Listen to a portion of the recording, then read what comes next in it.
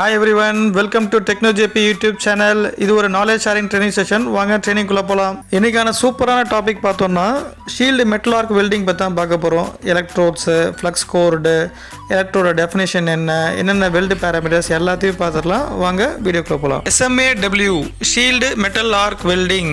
Shield metal arc வெல்டிங்லேயே வந்து definition இருக்கு. ஆர்க் வெல்டிங் இல்லைன்னா ஸ்டிக் வெல்டிங் சொல்லுவாங்க.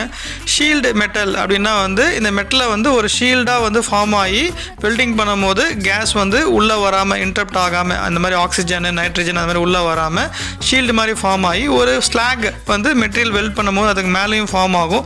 எதுக்குன்னா உள்ளே வந்து இம்ப்யூரிட்டிஸ் போராசிட்டி அந்த மாதிரி டிஃபெக்ட்ஸ்லாம் வராமல் இருக்கிறதுக்கு. இப்போ ஒரு எலக்ட்ரோடு வச்சு ஒரு ஆர்க்கை ஜென்ரேட் பண்ணி ஒர்க் பீஸில் வெல்டு பண்ணுறது தான் வந்து sheet metal arc welding. So இதில் வந்து எலக்ட்ரோடில் ஃப்ளக்ஸ் கோர்டு எலக்ட்ரோட்ஸ் இருக்குது. அந்த ஃப்ளக்ஸ் வந்து எதுக்கு யூஸ் பண்ணுறாங்க, எலக்ட்ரோட டெஃபினேஷன் என்ன அப்படின்றத நம்ம பார்த்துடலாம். SMAW தான் வந்து ஒரு வெல்டிங்கோடைய first process. Different types of welding process இருக்குது. அதில் வந்து ஃபஸ்ட்டு வெல்டிங் ப்ராசஸ் வந்து SMAW. இப்போ இந்த எலக்ட்ரோடில் வந்து ஃப்ளக்ஸ் கோர்டு அப்படின்னு சொல்கிறாங்க. ஃப்ளக்ஸ் கோர்டுன்றது அந்த எலக்ட்ரோட் மேலே ஒரு ஃப்ளக்ஸ் மாதிரி கோட்டடாக இருக்கும் வித் ஒயர். ஸோ அது வந்து எலக்ட்ரிக்கல் கரண்ட் மூலயமா என்ன ஆகும்னா அது ஃபியூஸ் ஆகி ஒரு ஷீல்டிங் கேஸ் மாதிரி ப்ரொடியூஸ் ஆகும். எதுக்கு ப்ரொடியூஸ் ஆகுது அப்படின்னா நம்ம வெல்ட் அடிக்கும் போது என்ன ஆகும்னா வெளியில் இருக்கிற ஏர், ஆக்சிஜன், நைட்ரஜன் அந்த மாதிரி கேஸ்லாம் வந்து வெல்டிங் அடிக்கும் போது வெல்டு மெட்டலுக்குள்ளே புகுந்து என்ன ஆகும்னா ஆக்சிடைசேஷன் டீஆக்சிடேஷன் ஆகும். அதாவது ஆக்சிடேஷன் ஆகும். அந்த மாதிரி ஆகும்போது என்ன ஆகும்னா உள்ள பொராசிட்டி இல்லை டிஃபெக்ட்ஸ் அந்த மாதிரி ஆகும், இல்லை அதிக ஸ்பேட்டர்ஸ் வந்து கிரியேட் ஆகும். ஸோ இதுதான் வந்து ஒரு ஷீல்டிங் மாதிரி ஆகிடும். அதே மாதிரி வெல்ட் அடிக்கும் போது வெல்டிங் மேலே ஒரு ஸ்லாக் மாதிரி ஃபார்ம் ஆகும். ஃபர்தராக வந்து மேலே இருக்கிற ஏர் வந்து என்ன ஆகும்னா உள்ளே இன்டரப்ட் ஆகாமல் இருக்கிறதுக்காக இந்த ஃப்ளக்ஸ் கோட் எலக்ட்ரோட்ஸும் யூஸ் பண்ணுறாங்க. எலக்ட்ரோட் பிக்சர் போட்டிருக்கேன் பாருங்கள், இந்த மாதிரி தான் இருக்கும் எலக்ட்ரோட் பிக்சர். இப்போ எலக்ட்ரோடு அப்படின்னு எடுக்கும்போது எலக்ட்ரோடுக்கு ஒரு பேர் கொடுக்கணும் இல்லையா? இப்போ E6013, E7018 அப்படின்ற ஒரு எலக்ட்ரோட பேர் கொடுத்துருப்பாங்க SMAWவில். இப்போ ஈனா என்னென்னா எலக்ட்ரோடு. இப்போ 60 அப்படின்றது என்னென்னா 60,000 PSI, 60 KSI. அது எதை குறிக்கும்னா நம்ம வெல்டு பண்ண போகிற பேஸ் மெட்டீரியலோட டென்சைல் ஸ்ட்ரென்த்து. அப்போ பேஸ் மெட்டீரியலோட டென்சைல் ஸ்ட்ரென்த் வச்சு தான் நம்ம என்ன பண்ண போகிறோம்னா எலக்ட்ரோட வந்து சூஸ் பண்ண போகிறோம். இப்போ 70 அப்படின்னா 70,000 PSI. இப்போ அதே மாதிரி 1 அப்படின்னு வந்திருக்கு பார்த்தீங்களா? 1ன்றது ஆல் பொசிஷன். இப்போ SMAW வச்சு என்ன பண்ணலாம்னா எல்லா பொசிஷனில் வந்து வெல்டு பண்ணலாம். ஸோ அதுதான் வந்து 1 அப்படி டினோட் பண்ணுறது. 8 அப்படின்றது அந்த ஃப்ளக்ஸ் கோர்டு. ஸோ ஃப்ளக்ஸ் இதில் வந்து என்னது லோ ஹைட்ரஜன். இப்போ 7018 வந்து ஒரு பர்டிகுலர் மெட்டீரியல் வந்து வெல்ட் பண்ணலாம்.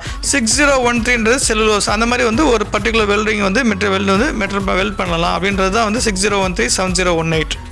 இப்போ E6011, 6012, 13, 14 இந்த 48 வரைக்கும் பாருங்கள். அது வந்து different types of material choose பண்ணும்போது எந்த மாதிரி ஏரியா, எந்த மாதிரி அப்ளிகேஷன், அட்மாஸ்பியர், என்விரான்மெண்ட் எப்படி இருக்குது அதெல்லாம் சூஸ் பண்ணி தான் வந்து நம்ம என்ன பண்ண போகிறோம்னா நம்ம மேனுஃபேக்சர்கிட்ட கேட்டோம்னா இந்த மாதிரி எலக்ட்ரோட்ஸ் வந்து இது யூஸ் பண்ணிக்கலாம் அப்படின்ற மாதிரி நம்மளுக்கு வந்து சஜஸ்ட் பண்ணுவாங்க.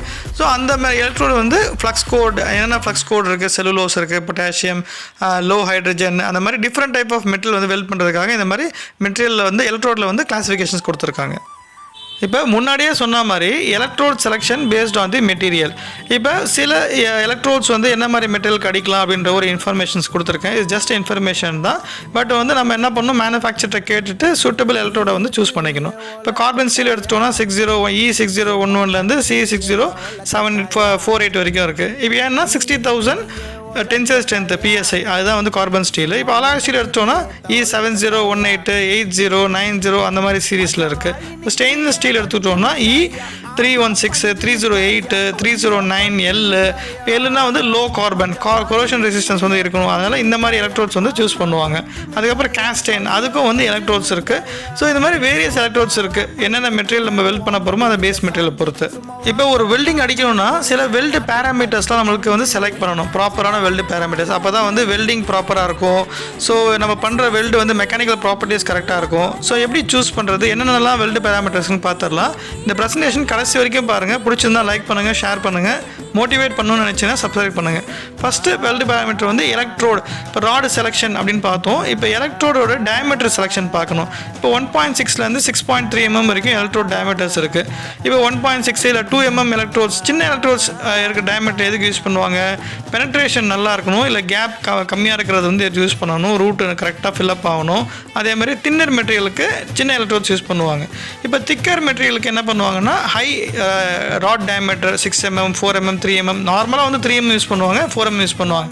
அதே வெல்டு பாஸ் அதிகமாக இருக்கும், இல்லை வெல்டு கேப் அதிகமாக இருக்கும், இல்லை வந்து திக்கர் மெட்டீரியல்ஸ்க்கு வந்து இந்த மாதிரி டயமீட்டர் வந்து யூஸ் பண்ணுவாங்க. இப்போ எலக்ட்ரோட் லென்த்தும் இருக்குது. இப்போ நம்ம வந்து ஒரு ஸ்ட்ரெச் ஃபுல்லாகவே அடிக்கணும் அப்படின்னா வந்து 400mm இருக்குது, 450 இருக்குது, 350 இருக்குது. இதுவும் வந்து பேஸ்ட் ஆன் தி செலெக்ஷன்ஸ் தான் இருக்குது. இப்போ நம்ம என்ன எலக்ட்ரோட் செலக்ட் பண்ணியாச்சு, ராட் டயமீட்டரு, அதுக்கப்புறம் லென்த் எல்லாமே செலக்ட் பண்ணியாச்சு. இப்போ நம்ம என்ன பண்ண போகிறோம், வெல்ட் அடிக்கிறதுக்கு முன்னாடி ப்ரீ ஹீட் பண்ணணும். ஏன் ப்ரீ ஹீட் பண்ணுறோம் எலக்ட்ரோட்ஸ் அப்படின்னா, ஓவனில் வச்சு ப்ரீ ஹீட் பண்ணுவாங்க. எதுக்கு வந்து ப்ரீ ஹீட் பண்ணோன்னா, அந்த எலக்ட்ரோடில் இருக்கிற மாய்ஸ்சரு இல்லை ஃபாரின் மெட்டீரியல்ஸு அதெல்லாம் ரிமூவ் பண்ணோன்னா என்ன ஆகும்னா, வெல்டு பேராமீட்டர்ஸு வெல்டிங் வந்து டிஃபெக்ட் இல்லாமல் இருக்கும். ஸோ இந்த ரஸ்ட்டு வந்து என்னதான் பேஸ் மெட்டீரியலும் சம்டைம்ஸ் என்ன பண்ணால் ப்ரீ ஹீட் பண்ணி அதுக்கு ப்ரீ க்ளீனிங் பண்ணுவாங்க. அப்போ தான் வந்து ரஸ்ட்லாம் ரிமூவ் ஆகிடும், ரூட்டு கரெக்டாக ஃபில்லப் ஆகும், வெல்டு மெட்டல் ஃபில்லப் ஆகும், ஸ்லாகு ஸ்பேட்டரு அந்த மாதிரிலாம் வந்து இருக்காது, டிஃபெக்ட்ஸ் இருக்காது. ஸோ இதுதான் வந்து ப்ரீ ஹீட் பண்ணுவாங்க. இப்போ low carbon steel, high carbon steel, stainless ஸ்டீல்னால் அதில் டெம்பரேச்சருக்கு வந்து கொடுத்துருப்பாங்க. பட் எலக்ட்ரோடு வாங்கும் போது அந்த எலக்ட்ரோடு பாக்ஸ்லேயே இந்த ரெஃபரன்ஸ் கொடுத்துருப்பாங்க, என்ன ப்ரீ ஹீட் டெம்பரேச்சர் வந்து ஹீட் பண்ணணும் அப்படின்ற மாதிரி கொடுத்துருப்பாங்க. இதை வந்து நம்ம கம்பல்சரி ஃபாலோ பண்ணணும். இம்பார்ட்டன்ட் திங் வந்து ஸ்டெயின்லெஸ் ஸ்டீலுக்கு தனி ஓவனும், கார்பன் ஸ்டீல் அலாய்ஸ்லுக்கு தனி ஓவனும் நம்ம வந்து யூஸ் பண்ணணும். இதுதான் வந்து இம்பார்ட்டண்ட்டு. இப்போ SMAWவில் முக்கியமான செட்டிங் வந்து கரண்ட்டு வோல்டேஜ். இப்போ கரண்ட் வோல்டேஜ் அந்த எலக்ட்ரோடு என்ன நம்பர் இருக்கோ அந்த பாக்ஸ்லேயே வந்து கொடுத்துருப்பாங்க, எவ்வளோ கரண்ட் இருக்கணும், இவ்வளோ வோல்டேஜ் செட் பண்ணணும். பட் ஆனால் என்னன்னா நம்ம எக்ஸ்பீரியன்ஸில் தான் இதை வந்து நம்ம செட் பண்ணுவோம். இப்போ நார்மலாக வந்து ஹை கரண்ட் எதுக்கு செட் பண்ணுவாங்கன்னா, இப்போ திக்கர் மெட்டீரியல் இருக்குது, அது வந்து குயிக்காக ஃபியூஸ் ஆகணும், நிறைய வெல்டு பீட் வேணும், நல்ல பென்ட்ரேஷன் என்ன பண்ணுவாங்கன்னா ஆம்பியர் வந்து இன்க்ரீஸ் பண்ணுவாங்க.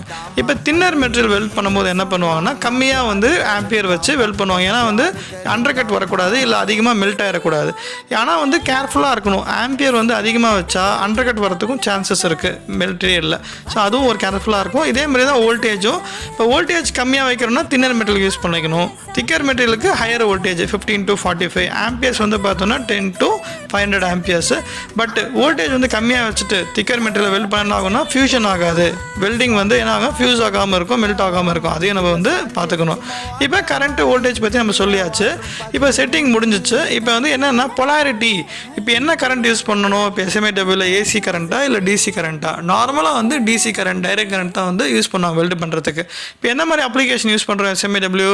இப்போ ஸ்ட்ரக்சரல், இப்போ வெளியில் இருக்கிற ஷிப்ஸு, ஆட்டோமொபைல் இண்டஸ்ட்ரீஸு, இப்போ அதை ஷீட் மெட்டல் ஒர்க்ஸு, ஃபேப்ரிகேஷன் அந்த மாதிரி ஒர்க்லாம் வந்து SMAW தான் வந்து யூஸ் பண்ணுவாங்க. பொலாரிட்டியில் DCEP அப்படின்னு சொல்லுவாங்க. DCEPனா ரிவர்ஸ் பொலாரிட்டி, DCEPனா டைரக்ட் கரண்ட்டு. எலக்ட்ரோடு வந்து பாசிட்டிவ். அதாவது பாசிட்டிவ் ஒயர் வந்து என்ன பண்ணுவாங்கன்னா எலக்ட்ரோடில் கனெக்ட் பண்ணுவாங்க, நெகட்டிவ் ஒயர் வந்து எங்கே கனெக்ட் பண்ணுவாங்க, ஒர்க் பீஸில் வந்து கனெக்ட் பண்ணுவாங்க.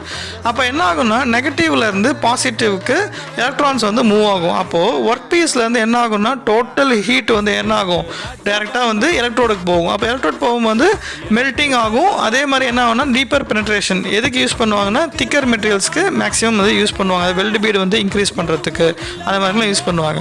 இதே வந்து DCEN அப்படின்னு சொல்லுவாங்க. இது வந்து straight polarity, direct current. Electrode வந்து நெகட்டிவ் வந்து என்ன பண்ணுவாங்க, எலக்ட்ரோடில் கனெக்ட் பண்ணுவாங்க. பாசிட்டிவ் வந்து என்ன பண்ணுவாங்க, ஒர்க் பீஸில் கனெக்ட் பண்ணுவாங்க.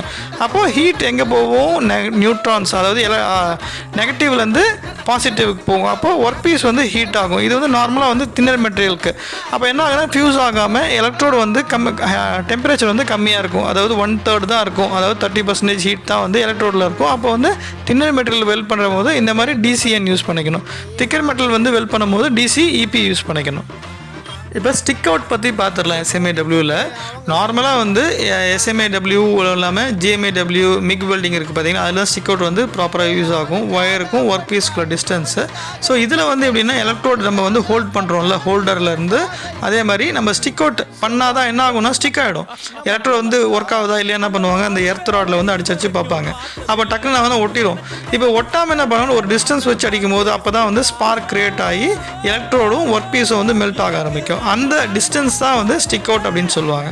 இப்போ ஆர்க் டெம்பரேச்சர், இப்போ ஆர்க் கிரியேட் ஆகும்போது என்ன டெம்பரேச்சர் இருக்குன்னு நினைக்கிறீங்க? இதில் போட்டிருக்கேன் பாருங்கள், 3300லேருந்து 5500 டிகிரி செல்சியஸ் வரைக்கும். அப்போ தான் என்ன ஆகும், அந்த எலக்ட்ரோடும் மெல்ட் ஆகும், ஒர்க் பீஸும் மெல்ட் ஆகி வெல்டிங் வந்து என்ன ஆகும், கிரியேட் ஆகும். அப்போ தான் வந்து ரெண்டு மெட்டீரியல்ஸ், சிமிலர் மெட்டீரியலாக இருந்தாலும் சரி, சிமிலர் மெட்டீரியலாக இருந்தாலும் சரி மெல்ட் ஆகி ஜாயின் ஆகும். இந்த SMAW வெல்ட் பண்ணுறதுக்கு நல்ல ஸ்கில் தேவை. ஏன் அப்படின்னா ட்ராவல் ஸ்பீடு வந்து ரொம்ப முக்கியம். ட்ராவல் ஸ்பீடுன்றது எலக்ட்ரோட நம்ம வந்து வந்து ஒர்க் பீஸை வெல்ட் பண்ணும்போது அந்த மூவ்மெண்ட் ஸ்பீடு இப்போ வந்து ஒரு பாயிண்ட்லேருந்து இன்னொரு பாயிண்ட்டுக்கு எவ்வளோ ஸ்பீடாக வந்து மூவ் பண்ணுறோம் நம்ம எலக்ட்ரோட. இப்போ அது வந்து என்ன பண்ணுவாங்கன்னா 3 இன்ச்லேருந்து 6 இன்ச் சொல்லுவாங்க. நார்மலாக 75 mmலேருந்து 150 mm பர் மினிட், ஒரு மினிட்குள்ளே இது கவர் பண்ணணும்.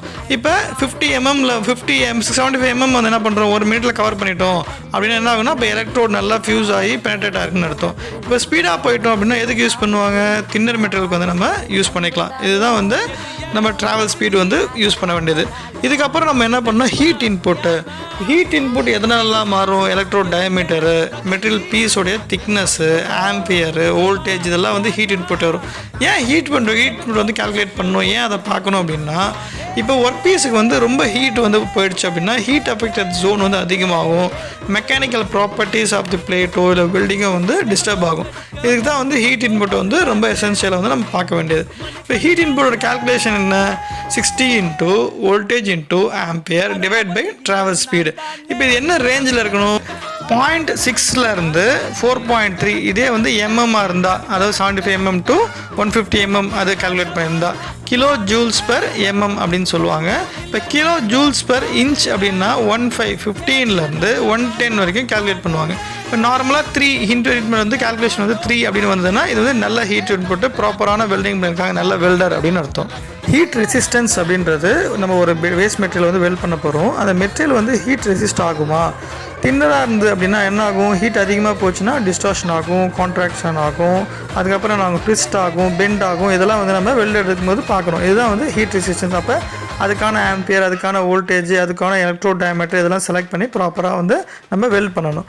இப்போ அடுத்து வந்து ஹீட் அஃபெக்டட் ஜோன், HAZ, இதுதான் வந்து ரொம்ப முக்கியமான ஒரு டாப்பிக்கு வெல்ட் பேராமீட்டரில். இப்போ HAZ வந்து எப்படி என்ன ஆகும் அப்படின்னா, நம்ம வெல்டு பண்ணும்போது ஹீட் அஃபெக்ட் ஆகும். எங்கே ஹீட் அஃபெக்ட் ஆகும், லெஃப்ட்லேயும் ஹீட் அஃபெக்ட் ஆகும், அதேமாதிரி ரைட் சைட்லேயும் ஹீட் அஃபெக்ட் ஆகும்.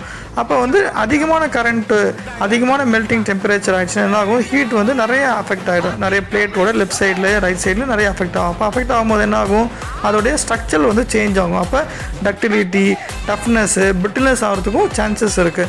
ஸோ இதுதான் வந்து நம்ம ப்ராப்பராக வெல்ட் பண்ணும்போது இந்த ஹீட் அஃபெக்டட் ஜோனை நம்ம கேர்ஃபுல்லாக வந்து செக் பண்ணிக்கணும். PWHT post weld heat treatment. இப்போ ஒரு WPS அதாவது நம்ம பண்ணும்போது WPS PQR WPQR பார்த்தீங்களா, வெல்டிங் ப்ரொசஸ் ஸ்பெசிஃபிகேஷன், அதை கிரியேட் பண்ணும்போது வித் PWHT வித்தவுட் PWHT அப்படின்னு சொல்லுவாங்க. சில மெட்டீரியலுக்கு போஸ்ட் வெல்ட் ஹீட் ட்ரீட்மெண்ட் தேவைப்படும், சில மெட்டீரியலுக்கு போஸ்ட் வெல்ட் ஹீட் ட்ரீட்மெண்ட் தேவைப்படாது. போஸ்ட் வெல்ட் ஹீட் ட்ரீட்மெண்ட் எதுக்கு தேவைப்படுது, வெல்டிங் அடிச்சும் போது ஹீட் அஃபெக்டட் ஜோன் இருக்கும், வெல்ட் அடிக்கும் போது என்னாகும், மைக்ரோ ஸ்ட்ரக்சர் சேஞ்சஸ் இருக்கும். அப்போ மெக்கானிக்கல் ப்ராப்பர்ட்டிஸு, அந்த மாதிரி சில மெட்டீரியல் ப்ராப்பர்ட்டிஸ், டக்டிலிட்டி, டஃப்னஸ்ஸு, ஸ்ட்ரென்த்து, அந்த மாதிரி ஹார்ட்னஸ்ஸு, அதெல்லாம் சில இடத்துல வந்து சேஞ்ச் ஆகிருக்கும்.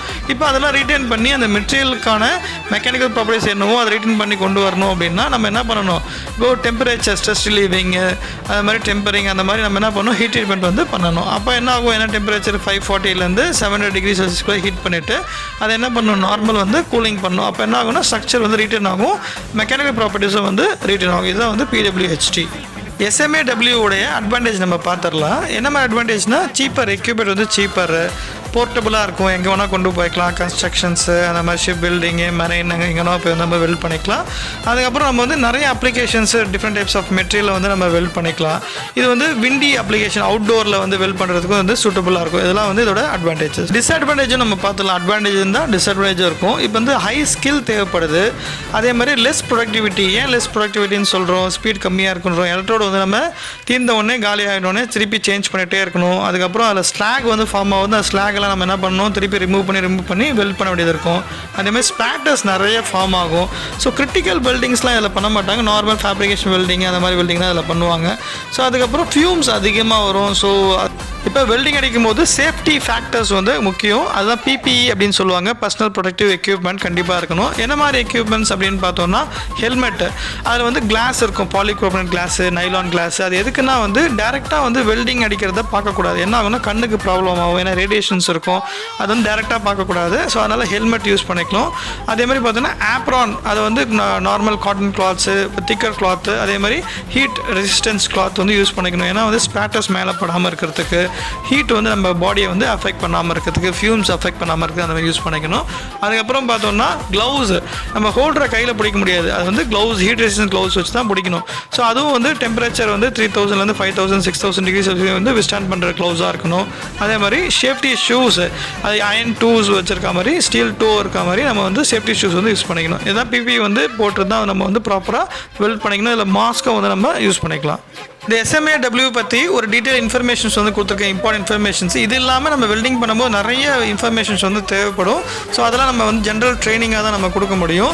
இந்த ப்ரெசன்டேஷன் வந்து உங்களுக்கு பிடிச்சிருக்கும்னு நினைக்கிறேன். இதில் வேணால் உங்களுக்கு டவுட்டோ இல்லை வந்து கொஸ்டின்ஸோ இருந்ததுன்னா எனக்கு வந்து கமெண்ட் செக்ஷனில் கொடுங்க, அதை வந்து அட்டன் பண்ணுறோம். பட் இதே மாதிரி நிறைய வெல்டிங் வந்து நான் போட இருக்கிறேன், நிறைய ப்ரெசன்டேஷன்ஸு, GMA-W, MIG, TIG, அந்த மாதிரி plasma arc welding, laser welding, அதெல்லாம் நான் போட போகிறேன். அடுத்த ப்ரெசன்டேஷன் வந்து பாருங்கள். இதில் வந்து கமெண்ட்ஸ் மட்டும் என்ன கொரியஸோ இல்லை டவுட்டோ இருந்ததுன்னா கமெண்ட் செக்ஷனில் கொடுங்க, அட்டன் பண்ணுறோம். Thanks to everyone, thanks to my teammate. நம்ம இது மாதிரி ஒரு யூஸ்ஃபுல் அண்ட் இம்பார்ட்டன்ட் ப்ரெசன்டேஷனில் வந்து நெக்ஸ்ட் நம்ம மீட் பண்ணலாம். Until then bye from Techno JP.